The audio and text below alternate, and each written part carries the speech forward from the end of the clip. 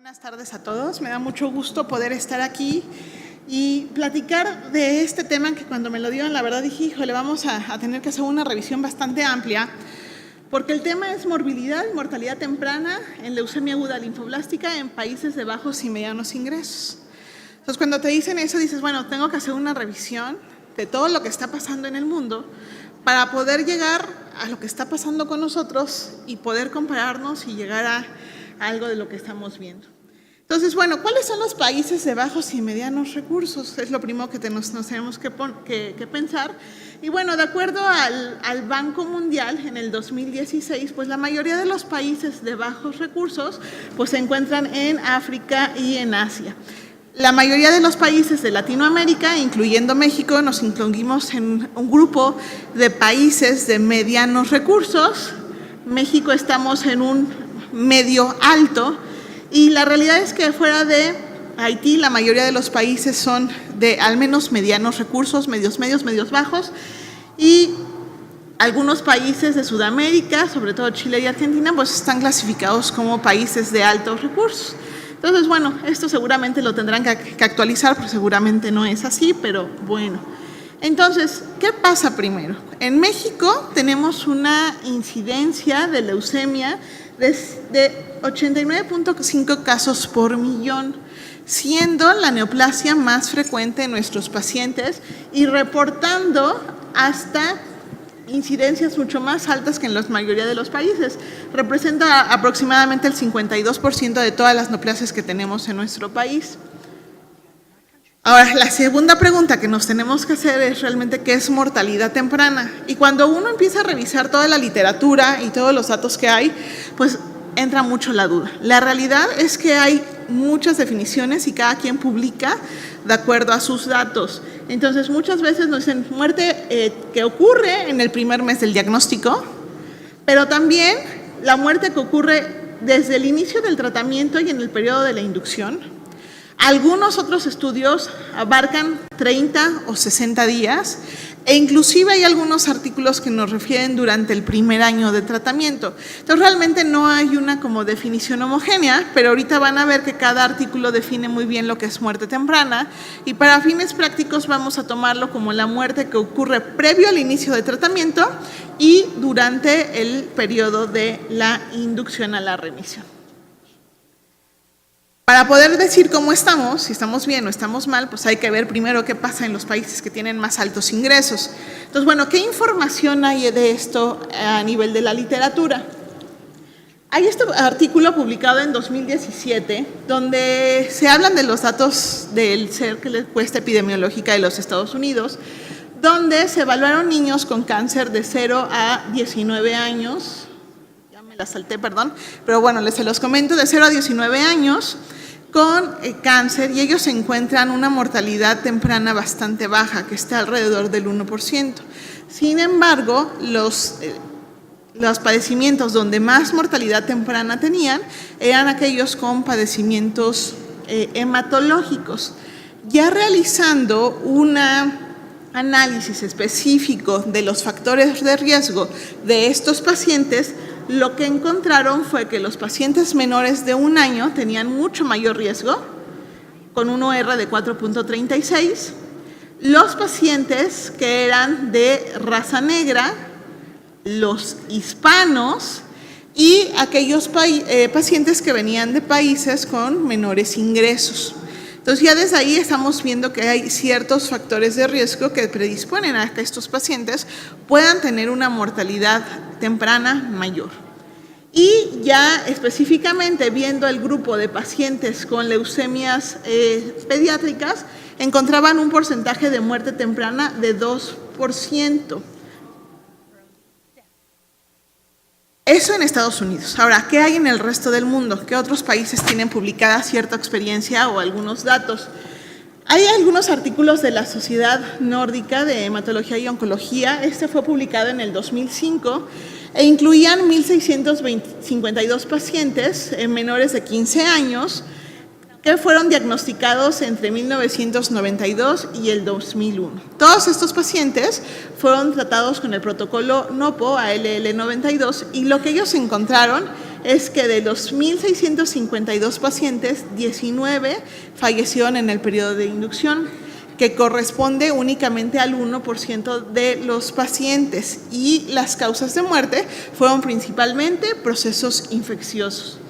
Algo muy importante es que de estos pacientes que fallecieron, el 9%, que fueron 5, fallecieron antes del inicio del tratamiento por condiciones clínicas con las que llegaban los pacientes, y lo ponen como hemorragias intracraneales, edemas cerebrales y masas mediastinales, que fueron los que fueron distintos a aquellos que fallecieron por problemas infecciosos.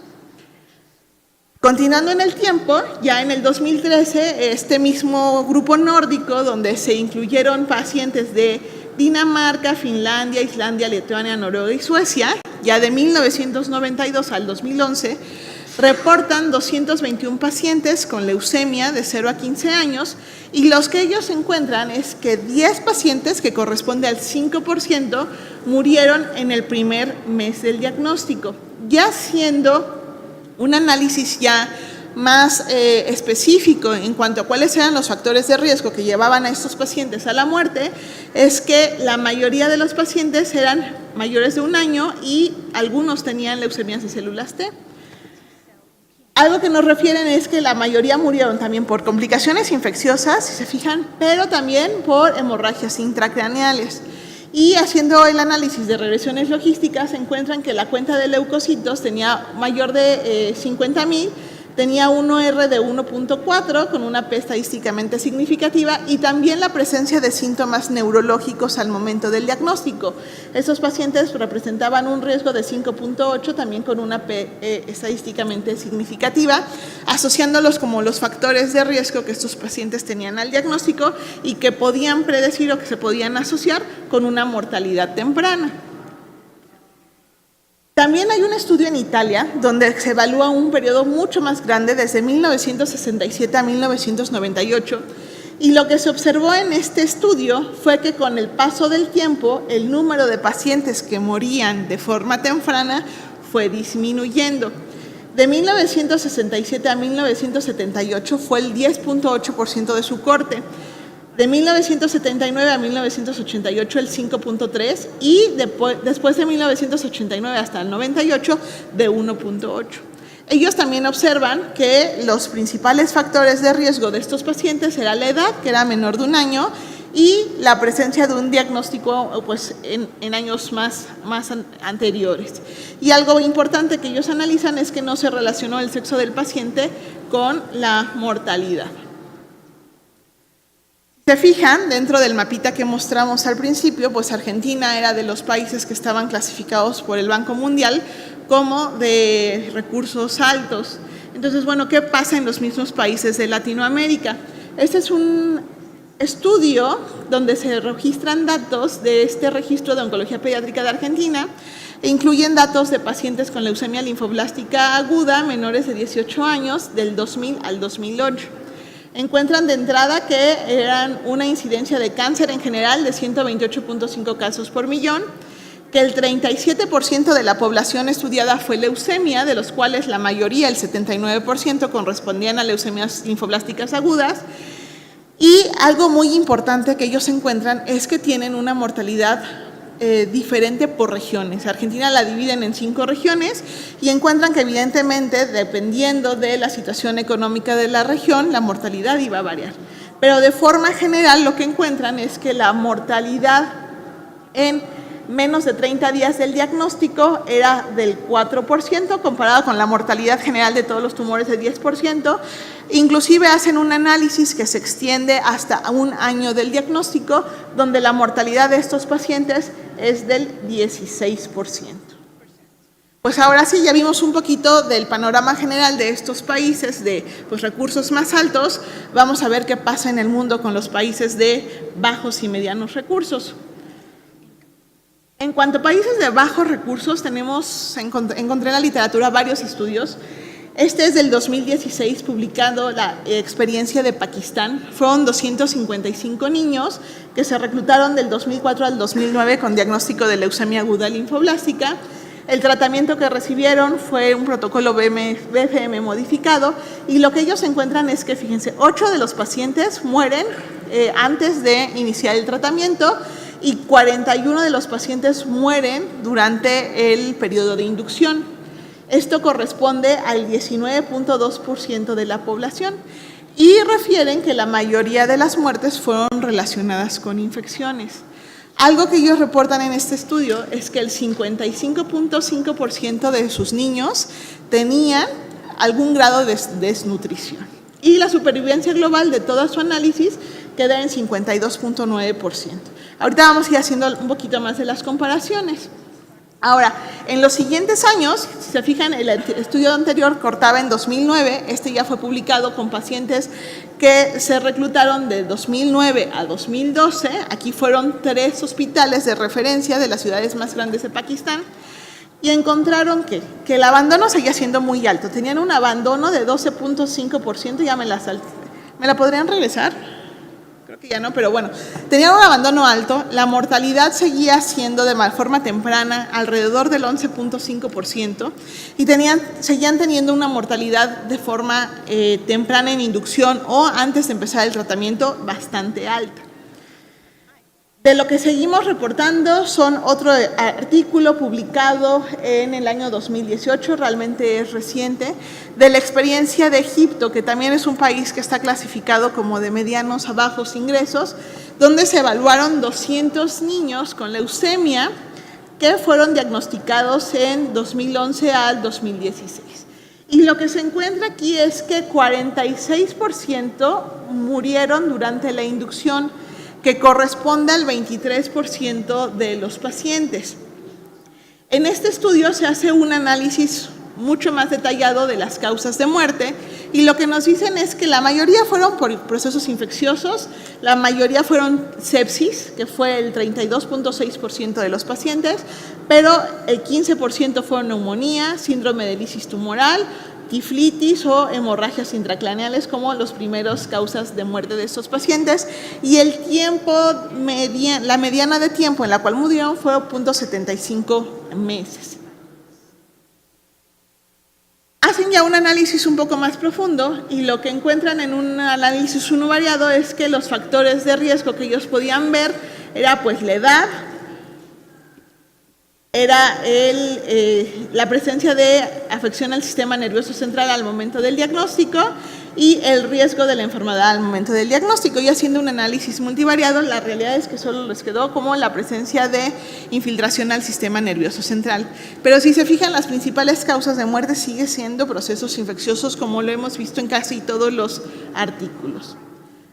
También, ¿qué hay de Latinoamérica? No hay mucho publicado, sin embargo, encontré esta corte de pacientes de Guatemala tratados con el protocolo BFM 2012 modificado, donde se incluyeron 787 pacientes que fueron diagnosticados entre el 2007 y el 2014, y lo que ellos observan es que hay 9 muertes tempranas antes del inicio del tratamiento y 52 muertes durante el periodo de la inducción, que corresponde al 7.7% de esta corte.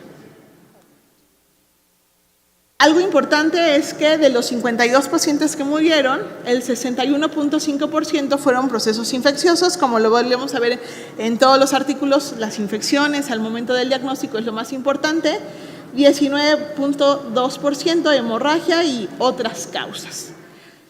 Ellos lo que nos refieren también es que la mayoría de los pacientes que murieron en la fase 1A del protocolo y 7 pacientes no recibieron antracíclicos, 18 ya habían recibido una dosis de antracíclicos y 20 ya habían recibido 2 dosis de antracíclico, asociando un poco la mortalidad con la intensidad del tratamiento.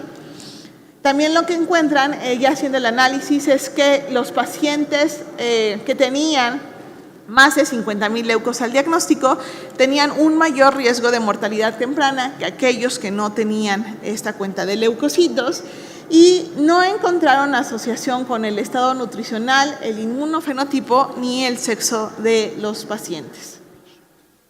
Ahora, ¿qué pasa en México? Vamos a ver un poco de lo que hay publicado en nuestro país, porque todo esto nos lleva a preguntarnos, pues, ¿cómo estamos? Este artículo yo creo cuando se publicó en el 2010 nos impactó a todos porque hablaban de la mortalidad en general de muchos países y lo que veíamos es que México tenía una de las mortalidades de forma globales mucho más altas de todos los estudios, de todos los países estudiados. Este fue un estudio que incluyeron pacientes desde 1970 al 97, tratados de forma diversa y fueron datos recopilados sobre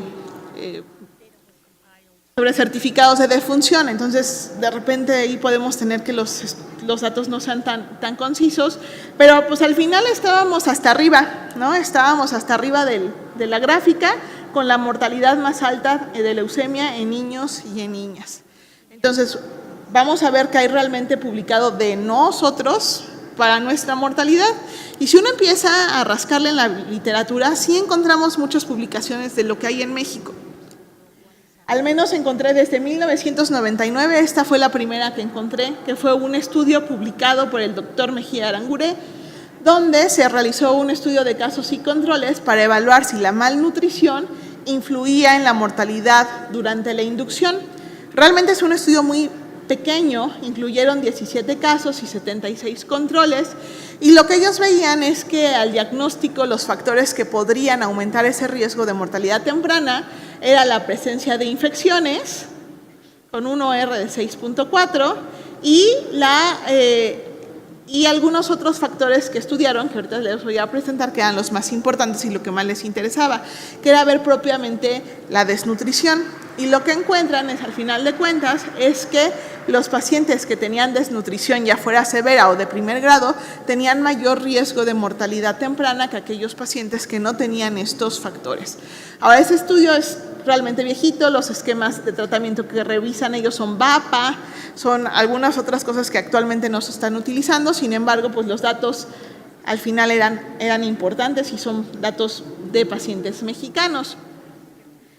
Siguiendo, revisando más literatura, en el 2008 está publicado este artículo de 265 niños con leucemia de 1 a 16 años en 2 hospitales del Estado de México, que fueron diagnosticados entre 1999 y el 2004 y seguidos por un periodo de 6 meses. Y lo que encontraron es que la muerte temprana, definidas por ellas, que era antes del inicio del tratamiento y durante el periodo de inducción a la remisión, que podía ser de 4 a 6 semanas, fue del 16.6%. Algo valioso de este artículo es que hacen un análisis mucho más profundo de cuáles eran los factores que influían en tener esta mortalidad temprana. Y lo que llegan a reportar es que el nivel socioeconómico malo o pésimo era un factor de riesgo con un OR de 4.66.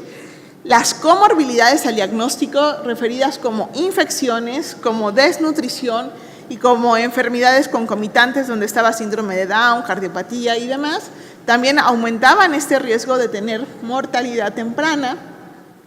La condición clínica del paciente, es decir, si tenía adenomegalias masivas, esplenomegalia o infiltración al líquido cefalorraquídeo, que también aumentaba el riesgo, la cuenta de leucocitos y plaquetas y algunas otras complicaciones. Entonces, si se fijan, sí tenemos datos de qué está pasando en nuestro país. Otro estudio también en pacientes del Seguro Social, publicado en el 2017, que evaluaron una corte retrospectiva en pacientes con leucemia linfoblástica que se diagnosticaron entre 2009 y 2014 e incluyeron 463 pacientes, de los cuales 25 fallecieron de forma temprana, que corresponde al 5,4% de la población. También aquí hacen un poquito de análisis, no tan profundo como el anterior, pero ven que la mayoría de estos pacientes que murieron eran del sexo femenino, que tenían edad menor de 10 años, que eran de alto riesgo, el 60%, y las principales causas de muerte que nos reportan son choques mixtos, sépticos y hemorrágicos en el 48%, choque séptico 28%, choque hemorrágico único 20%, e inclusive algunas alteraciones hidroelectrolíticas en el 4%. Este artículo es interesante, se publicó apenas en el 2018, y pues aquí está la doctora Mayra, es un estudio de casos y controles en pacientes con leucemia aguda linfoblástica entre el 2013 y el 2015 en el Hospital de Especialidades Pediátricas de Chiapas. Lo que hacen ellos no es realmente decir cuántos pacientes se mueren temprano, sino más bien ver cuáles son los factores que influyen en esta mortalidad. Y aquí se tomó en cuenta que eran los pacientes que morían en los primeros 60 días del diagnóstico. Lo que ellos encontraron es que había varios factores que determinaban mayor riesgo en estos pacientes de morir temprano. Y estos factores eran algunas manifestaciones clínicas al momento del diagnóstico. Sobre todo era la presencia de fiebre documentada, la presencia de hepato y esplenomegalia, la presencia de sangrado al momento del diagnóstico, y nos reportan unos ORs hasta de 10, sobre todo en aquellos que ya llegaban al momento del diagnóstico con fiebre.